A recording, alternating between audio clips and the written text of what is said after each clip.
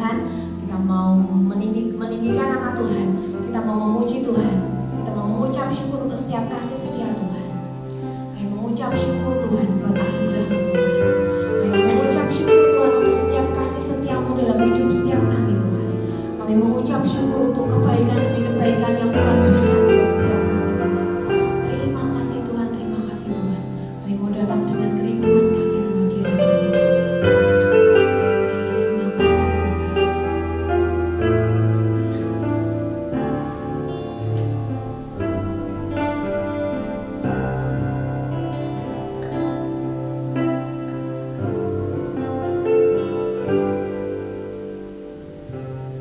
Kasih setiamu yang ku rasakan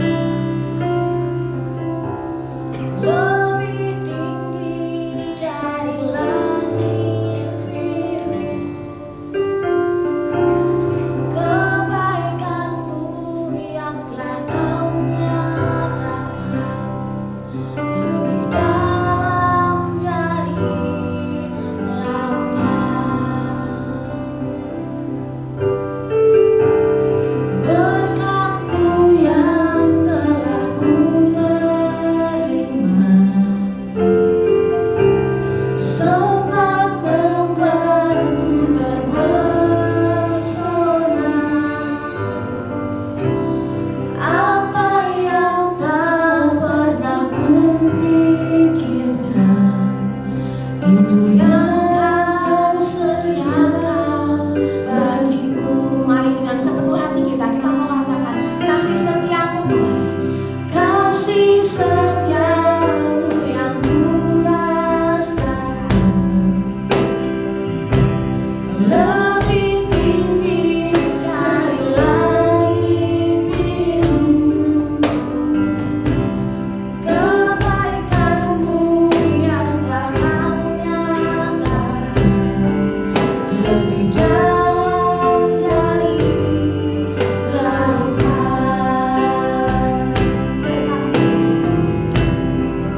Kebaikan-Mu yang telah ku terima sempat membuatku terpesona.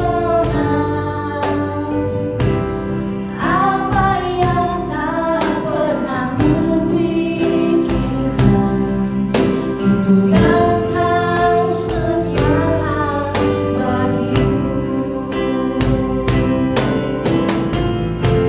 Siapakah aku ini Tuhan, jadi biji mata-Mu. Dengan apakah ku balas Tuhan selain puji dan sembahyang? Siapakah aku ini Tuhan, jadi biji mata-Mu. Dengan apakah ku balas Tuhan selain puji dan sembahyang?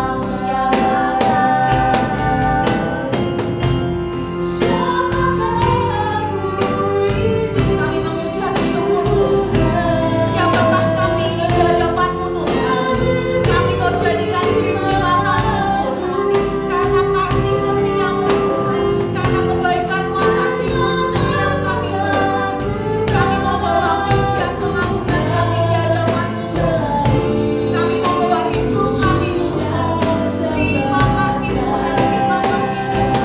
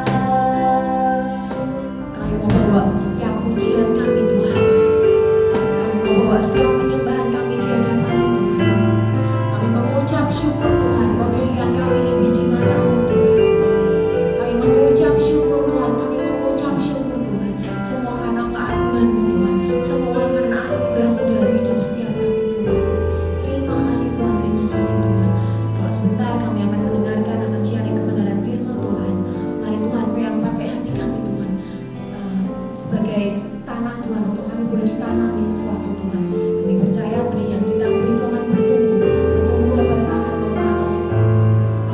berbuah yang lebat Tuhan. Terima kasih Tuhan, terima kasih Tuhan. Kami mengucap syukur buat pagi hari ini Tuhan. Kami serahkan waktu kami dalam tangan kuasa Tuhan, biar Tuhan yang memimpin jalannya di musim pagi ini Tuhan. Terima kasih Tuhan, terima kasih. Di dalam nama Tuhan Yesus kami mengucap syukur. Amin. Shalom, selamat pagi. Perkenalkan Misra. Mungkin kalian sudah pada lupa.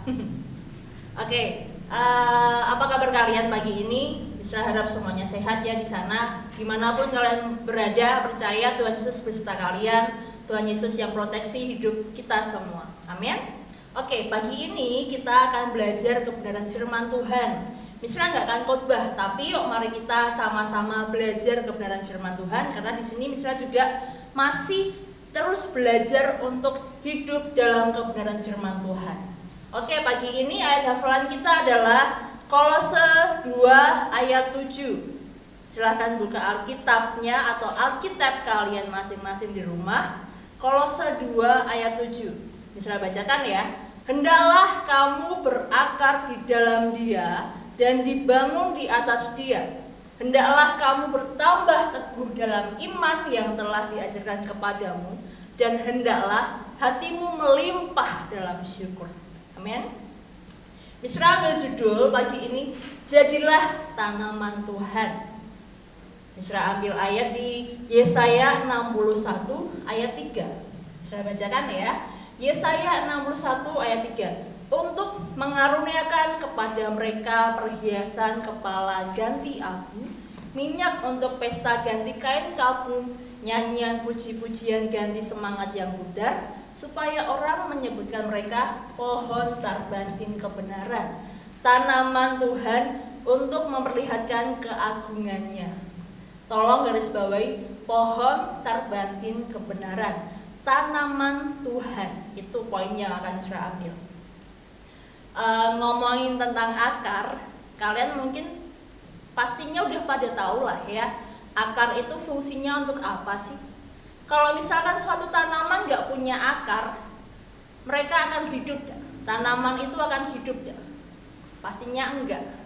Akar itu menjadi suatu bagian penting dari suatu tanaman.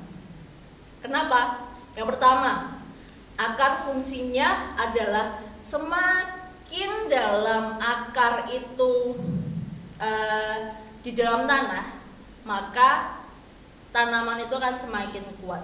Fungsi yang pertama adalah akar itu menopang tanaman untuk tetap dapat berdiri tegak. Itu fungsi yang pertama. Yang kedua, menyerap air dan unsur hara. Tanaman sangat membutuhkan air. Bahkan hampir 80% tanaman itu unsurnya adalah air. Tanpa air, tanaman gak akan hidup. Karena air adalah sumber kehidupan tanaman. Yang ketiga, menyimpan cadangan makanan dan juga air. Dan beberapa banyak hal lagi fungsi dari akar. Coba nanti kalian searching di Google sendiri ya. Oke, kita beralih ke pohon tarbantin. Mungkin kalian masih belum paham pohon tarbantin itu seperti apa sih, Miss? Bentuknya seperti apa sih? Kenapa bisa disebut sebagai tanaman Tuhan? Kenapa kok bukan pohon mangga? Kenapa kok bukan pohon jambu atau pohon durian yang buahnya enak gitu ya? Kenapa kok harus pohon tarbantin yang disebut tanaman Tuhan? Apa sih istimewanya itu? Kalau kalian lihat, pernah lihat pohon beringin? Nah, pohon tarbantin tuh kurang lebih bentuknya sama seperti itu. Dia sangat tinggi, besar, pohonnya rindang banget, daunnya rindang banget. Itu pohon tarbantin. Dan hidupnya di padang gurun, di daerah yang gersang. Itu pohon tarbantin. Pohon tarbantin itu kalau kalian tahu, pohon tarbantin itu memiliki akar yang bisa menjulur ke bawah tanah sampai 45 sampai 60 meter ke bawah. Kenapa? Karena dia mencari sumber air. Dia mencari sumber kehidupannya. Untuk itu dia sampai menjulurkan ke bawah akarnya 45 sampai 60 meter ke bawah. Untuk apa sih itu? Ingat tadi misalnya udah pernah ngomong, semakin dalam akarnya di bawah tanah, maka pohon itu akan semakin kuat. Dia mencari sumber airnya, dia mencari sumber kehidupannya, sama seperti kita. Kita anak Tuhan. Sumber kehidupan kita siapa? Sumber kehidupan kita adalah Tuhan Yesus sendiri. Dia sumber air kehidupan kita. Kita harusnya berakar kuat di dalam Dia, menjulur sampai ke bawah untuk mencari sumber air kita.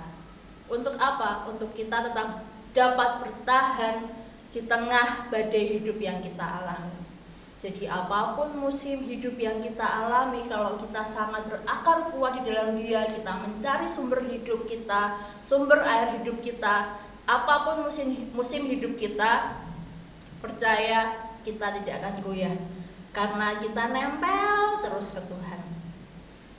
Misra ambil ayat ini ya, Yeremia 17 ayat 7-8. Diberkatilah orang yang selalu mengandalkan Tuhan, yang menaruh harapannya pada Tuhan. Ia akan seperti pohon yang ditanam di tepi air, yang merambatkan akar-akarnya ke tepi batang air, dan yang tidak mengalami datangnya panas terik, dan yang merambat dan yang daunnya tetap hijau, yang tidak khawatir dalam tahun kering, dan yang tidak berhenti menghasilkan buah. Jadi orang yang selalu mengandalkan Tuhan, dia seperti saja pohon terbanting. Dia merambatkan akar-akarnya untuk mencari air kehidupan. Dia gak akan pernah kering. Daunnya selalu akan tetap hijau sekalipun dia hidup di tanah yang kering. Karena dia selalu mengandalkan Tuhan. Apapun musim hidup kita, kalau kita terus mengandalkan Tuhan, cari air hidup kita, sumber hidup kita, apapun musim hidup kita, gak akan pernah goyah. Percaya? Yuk, mari kita cari sumber air hidup kita. Mari kita terus berakar kuat dalam Tuhan dan bertumbuh di dalam Dia dan berdampak bagi sekitar kita. Amin. Yuk, mari kita berdoa. Sungguh kami mengucap syukur Tuhan untuk pagi ini, untuk firman yang Kau bagikan pagi ini Tuhan. Ajar setiap kami untuk menjadi pohon terbanting tanaman Tuhan yang selalu berakar kuat di dalam Engkau, mencari sumber kehidupan yaitu Engkau sendiri di dalam kami Tuhan.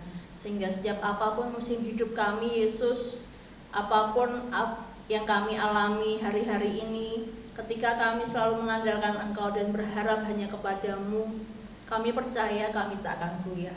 Sepanjang hari ini kiranya Kau Tuhan Yesus yang selalu sertai setiap kami, Tuhan Yesus yang penuhi setiap kami dengan sungai sukacita-Mu, dengan semangat yang penuh daripada-Mu Tuhan, sehingga apapun yang kami hadapi hari ini, kami mau percaya Tuhan Yesus yang beserta kami. Terima kasih Tuhan, di dalam nama Tuhan Yesus, haleluya, amin.